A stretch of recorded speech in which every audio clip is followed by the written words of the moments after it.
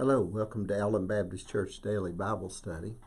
We are looking at characters of the Bible, and we're doing it in an alphabetical order. And we're in the letter M, and today is Manoah and his wife, a figure that you might not be familiar with.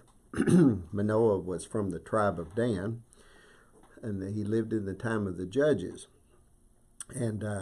But he is the father of Samson, who is very well known. But during this time of the Judges, an enemy would come up troubling Israel. This long before they had a king. And the people would cry out to God, and God would raise a judge that would judge the people and throw off the adversary.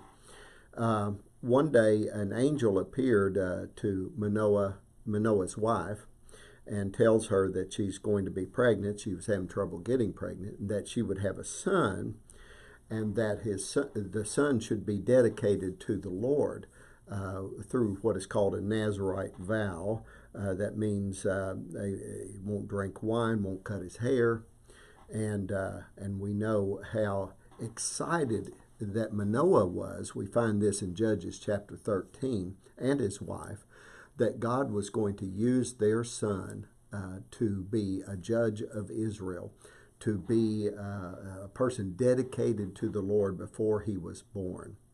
And they were very excited about that, and they raised him as such, and they kept the vow that God asked them to make about him. And of course, we know the story of Samson, that God gave him great power. He was a judge of the people. But we also know he didn't quite live a godly life.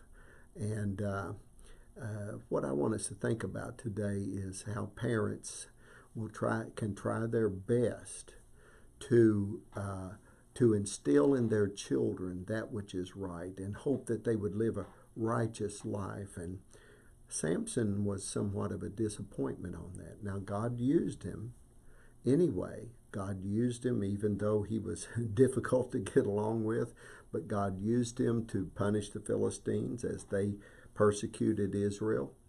But he wasn't quite everything that maybe the parents had hoped he would be.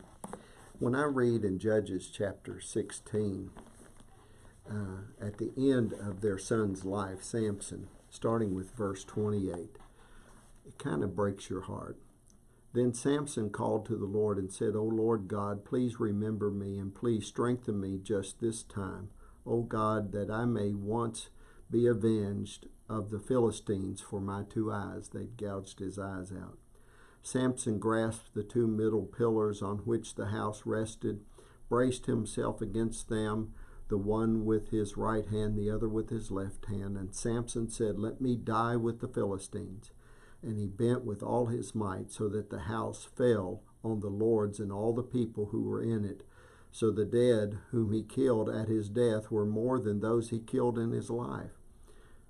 And this is the sad part. Then his brothers and all his father's household came down, took him, brought him up, and buried him between Zorah and Eshtaol in the tomb of Manoah, his father. Thus he had judged Israel 20 years.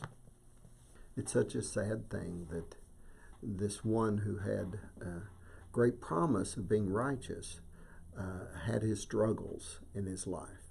And parents, you know that your children have struggles, no matter how hard you may have worked with them. But God still worked through Samson. And at the end of his life, he recalled what his parents had taught him, and he called out to God that he might still use him this one last time. And the Bible does promise that if you bring up a child in the way that they should go, when they're old, they cannot escape it. They cannot get away from it. It's not a promise that they'll be perfect.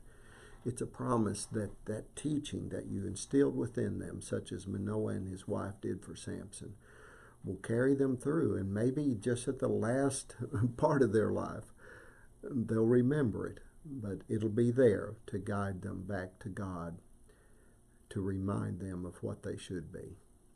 God bless you.